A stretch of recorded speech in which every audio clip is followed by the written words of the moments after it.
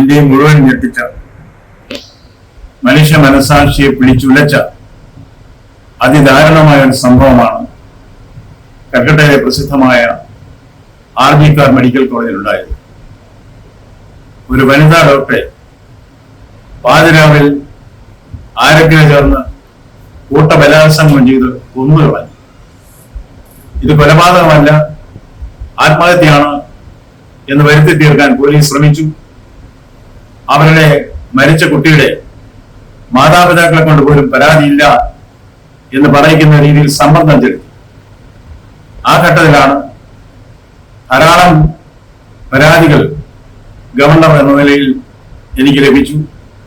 അതിൽ കർശനമായ നടപടികൾ സ്വീകരിക്കാൻ മുഖ്യമന്ത്രിക്ക് കത്ത് നൽകി. അന്ന് തന്നെ അതിലൊന്ന്, കേസ് CBI കൊണ്ട് അന്വേഷിപ്പിക്കുക, ക്യാമ്പസുകളിലെ സുരക്ഷ കൂടുതൽ ശക്തമാക്കുക, പെൺകുട്ടികൾക്ക് എപ്പോൾ വേണമെങ്കിലും ടെലിഫോണിൽ വിളിച്ചാൽ ഓൺ കോൾ സെക്യൂരിറ്റി ഉറപ്പാക്കി കൊടുക്കുക, ഇങ്ങനെ പല നിർദ്ദേശങ്ങളും കൊടുത്തു. കഴിഞ്ഞ 5 വർഷത്തിൽ ആദ്യമായിട്ട് മുഖ്യമന്ത്രി മറുപടി തന്നു, ഇതൊക്കെ ഞങ്ങൾ ചെയ്യും, അതുപോലെ CBIക്ക് വിടാൻ തീരുമാനിച്ചിരിക്കുന്നത്. എന്നാൽ ഇതിനിടയിൽ ഉടനെ തന്നെ CBI അന്വേഷണം ഉത്തരവിട്ടിരുന്നു എന്നത് മറക്കരുത്. അതൊരു വശം. പിന്നീട് അന്ന് രാത്രി അതായത് 14-ാം തീയതി രാത്രി ഒരു പറ്റം ഗുണ്ടകൾ, 100 കണക്കിന് ഗുണ്ടകൾ ആശുപത്രിയിലേക്ക് ഇരച്ചു കയറുകയും കണ്ണിൽ കണ്ടവരെല്ലാം അടിച്ച് താഴെയിട്ട് അവിടുത്തെ സാധന സാമഗ്രികളെല്ലാം അടിച്ച് ഉടച്ച് ഒരു ഭീകരാന്തരീക്ഷം സൃഷ്ടിക്കാനുണ്ടായത്. വരുന്ന വഴിക്ക് നഴ്സുമാരോട് പറഞ്ഞു, നിന്നെയൊക്കെ ഞങ്ങൾ പരസ്യമായി ബലാത്സംഗം ചെയ്യും, ആരോട് ചോദിക്കാനാണ്. ആ സമയത്താണ് ഞാൻ ഗവർണർ എന്ന നിലയിൽ അവിടെ എത്തിയത്. ഞാൻ കണ്ട കാഴ്ച അതിദാരുണമായിരുന്നു. സമരപന്തലിൽ ചെന്നു, സമരക്കാരെ കണ്ടു.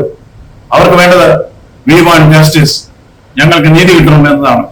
നഴ്സുമാരെന്നെ വന്ന് കണ്ടു, ഡോക്ടർമാരെ കണ്ടു, പ്രിൻസിപ്പൽ കണ്ടു, വൈസ് പ്രിൻസിപ്പൽ കണ്ടു. സ്ഥലമെല്ലാം ഞാൻ സന്ദർശിച്ചു. ഇത്ര അരാജകത്വം കൊടികുത്തുവാനുള്ള മറ്റൊരു സംസ്ഥാനം ഇന്ത്യയിൽ ഉണ്ടോ എന്ന് എനിക്ക് തോന്നുന്നില്ല. ഭരണഘടനാപരമായി എടുക്കേണ്ട ശക്തമായ നടപടികൾ എടുക്കുക തന്നെ ചെയ്യും. ഇത് ഒരിക്കലും അനുവദിച്ചുകൂടാ. ബംഗാൾ അക്രമത്തിന്റെയും അഴിമതിയിലും കൂപ്പുകുത്തിക്കൊണ്ടിരിക്കുകയാണ്. ഇതിന്റെ പിന്നിൽ സർക്കാരിന്റെ പിന്തുണയുണ്ട് എന്നതാണ് ഏറ്റവും വലിയ കഷ്ടം.